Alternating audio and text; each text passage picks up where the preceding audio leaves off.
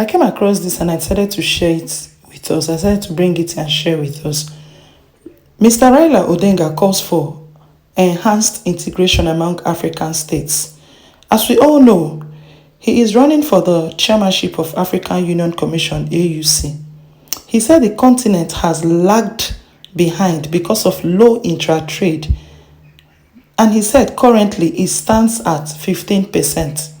In his keynote address at the Oxford Africa Conference in London, he emphasized the urgent need to address infrastructural challenges that have hindered the continent's progress, including the lack of connectivity and inadequate transportation networks.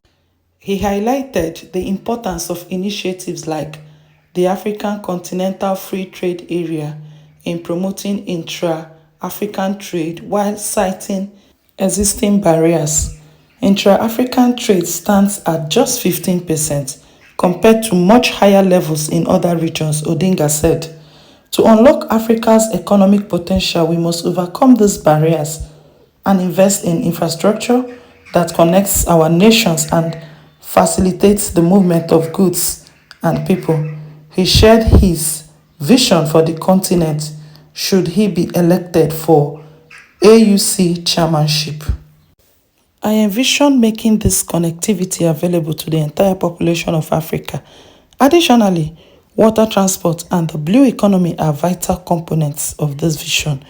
By enhancing river transport, we can create navigable routes such as connecting the Mediterranean through the Nile to Lake Victoria. He said the audience made up of scholars and students in Rhodes House at Oxford University. He noted that the colonial past continues to weigh heavily on Africa, with threats of reversal of democratic gains and internal social disorder, economic marginalization, and external securities. I believe that the greatest hindrance to Africa's aspiration has been disunity and our inability to mobilize our resources for the collective drive to the continent's citizens. You may be aware that I am running to be chairman of the African Union Commission. My candidature comes at a pivotal time in the continent's multifaceted transitions, he said.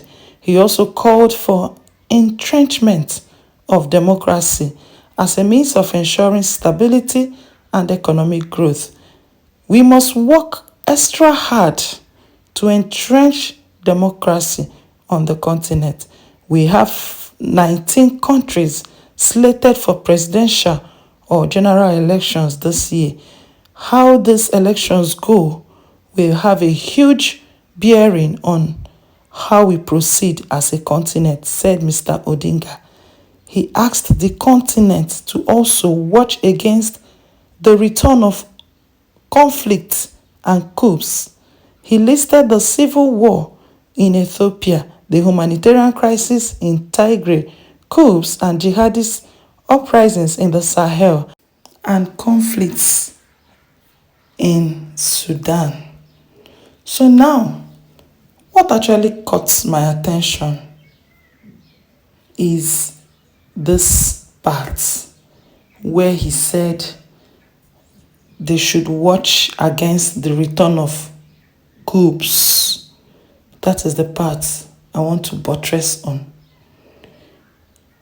Yes, they should watch against the return of coups. It will also be more honorable, sir, if you will ask the elected leaders to do the right thing.